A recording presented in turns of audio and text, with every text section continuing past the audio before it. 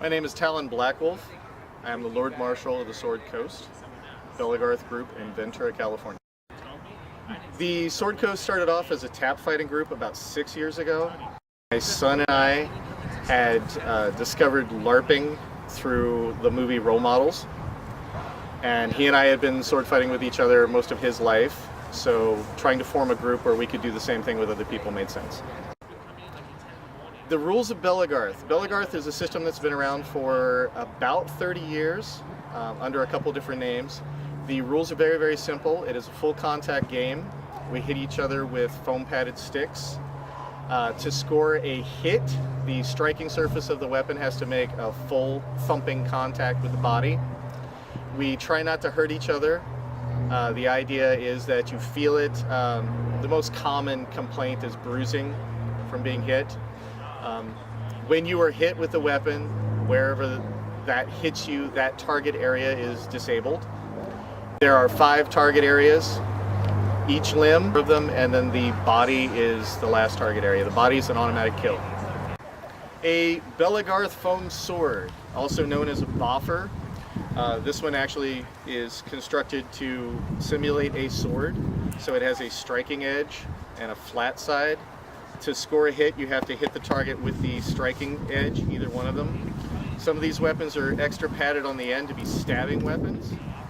They're constructed from a 1/2-inch fiberglass rod that runs up the length into the handle, and we generally use blue Ozark Trail camp foam to pad out the striking surface. And then this particular weapon is covered in dollar store pantyhose. Common weapons used in Belegarth are a sword, a club, constructed very similar, only a club would have no sides on it, so any part that hits would count as a strike. We also have bows and arrows. The arrows are padded so that we can shoot them at people. There are what we call pole arms. They're 8-foot long poles with a spear tip on the end, so we can stab people with those, heavier weapons. And then there's also large red weapons that are 2-handed swords that do twice the damage.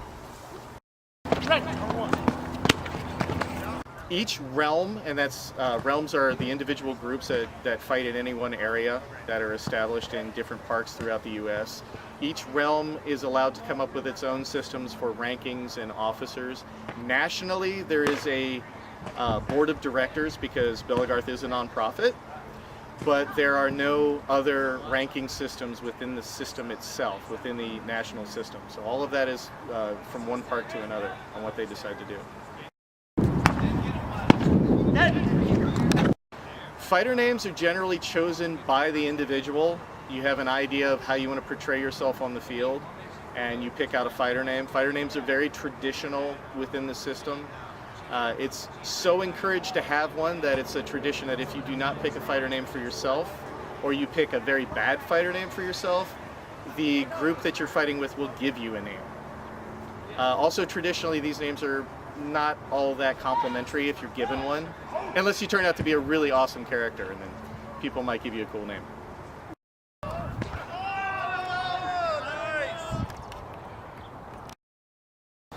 Hi, my name is Mountain. I'm a member of Sword Coast. We have a sport called Belegarth.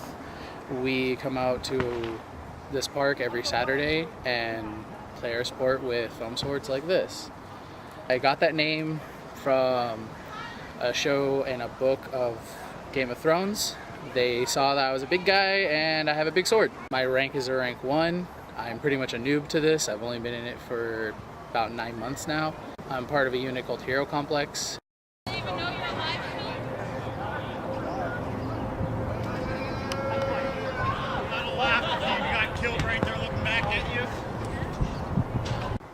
My experience of this sport is just a really great time, a lot of fun, and pretty much great stress relief.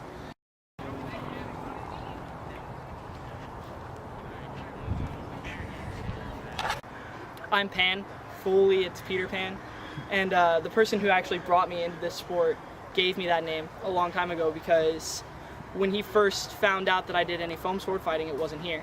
I made all my own weapons that were not safe at all and stuck together with duct tape and glue and all kinds of other...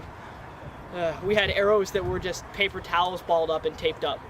on the end of doweling and shot out of real bows. And he said that it was a really foggy day the first time he came out to fight with us, and he walked through the fog, saw all of my friends killing each other with these horrible mashed up weapons and their torn up, ripped up clothes. It looked like a bunch of hobos.